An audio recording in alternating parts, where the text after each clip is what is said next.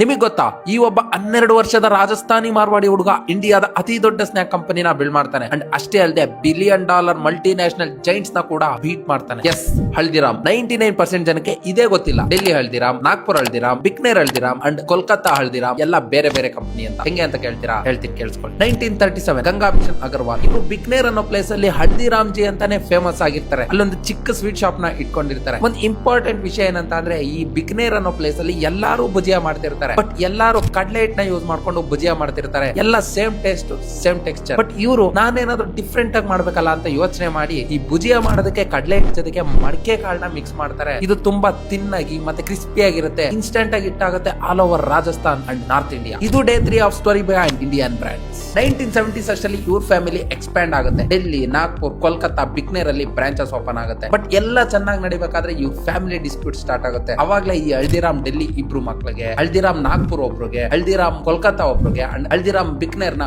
ಒಬ್ರು ನೋಡ್ಕೊಂತಾರೆ. ಬಟ್ ಈ internal fights ಇಂದ ಈ ಹಲ್ದಿರಾಮ್ ಬಿಕ್ನೇರ್ ನ ಪ್ರಭುಜಿ ಅಂತ ಈಗ ರೀಬ್ರ್ಯಾಂಡ್ ಮಾಡಿದ್ದಾರೆ. ಇದಕ್ಕೆ ಶಾರುಖ್ ಖಾನ್ ಬ್ರಾಂಡ್ ಅಂಬಾಸಿಡರ್ ಕೂಡ ಆಗಿದ್ದಾರೆ. ಇದೇ ರೀಸನ್ ಗೆ ಎಲ್ಲ ಇವತ್ತು ಸಪರೇಟ್ ಕಂಪನೀಸ್ ಆಗಿದಾವೆ. ಆದ್ರೆ ಬ್ರಾಂಡ್ ನೇಮ್ ಕಾಮನ್ ಆಗಿರೋ ರೀಸನ್ ಇಂದ ಇವತ್ತು ಮಾರ್ಕೆಟ್ ಡಾಮಿನೆನ್ಸ್ ನ ರಿಟೈನ್ ಮಾಡ್ತಾರೆ. ಇವತ್ತು ಹಲ್ದಿರಾಮ್ ಹತ್ರ 400ಕ್ಕಿಂತ ಜಾಸ್ತಿ ಪ್ರಾಡಕ್ಟ್ಸ್ ಇದಾವೆ ಅಂಡ್ 80ಕ್ಕಿಂತ ಜಾಸ್ತಿ ಕಂಟ್ರೀಸ್ ಗೆ ಎಕ್ಸ್ಪೋರ್ಟ್ ಮಾಡ್ತಾ ಇದ್ದಾರೆ ಅಂಡ್ ಇಯರ್ಲಿ 9,000 ಕೋಟಿಗಿಂತ ಜಾಸ್ತಿ ರೆವಿನ್ಯೂ ಮಾಡ್ತಾ ಇದ್ದಾರೆ. ಈ ಸ್ಟೋರಿಲಿರೋ ಒಂದು ಸಿಂಪಲ್ ಲಾಜಿಕ್ ಏನಂದ್ರೆ ನಿಮ್ದು ನಿಮ್ ಕಾಂಪಿಟೇಟರ್ ಪ್ರಾಡಕ್ಟ್ ಸೇಮ್ ಇರಬಹುದು, ಬಟ್ ಎಕ್ಸ್ಪೀರಿಯನ್ಸ್ ಡಿಫರೆಂಟ್ ಮಾಡಿದ್ರೆ ನಿಮ್ದು ಪಕ್ಕ ಬ್ರ್ಯಾಂಡ್ ಆಗುತ್ತೆ. ತಿಳ್ಕೊಳ್ಳಿ, ಇನೋವೇಷನ್ ಅಂದ್ರೆ ಹೊಸ ಐಡಿಯಾ ಅಲ್ಲ, ಎಕ್ಸಿಸ್ಟಿಂಗ್ ಟೇಸ್ಟ್ ನ ಬೆಟರ್ ಮಾಡೋದು. ಇವ್ರು ಮಾಡಿದ ಒಂದು ಸಣ್ಣ ಟ್ವಿಸ್ಟ್ ಇವತ್ತು $1 ಬಿಲಿಯನ್ ಲೆಗಸಿನ ಕ್ರಿಯೇಟ್ ಮಾಡಿದೆ. ಇನ್ನೊಂದು ಇಂಟ್ರೆಸ್ಟಿಂಗ್ ಸ್ಟೋರಿಗೆ ಫಾಲೋ ಮಾಡ್ಕೊಳ್ಳಿ. ಮತ್ತೆ ಸಿಗೋಣ.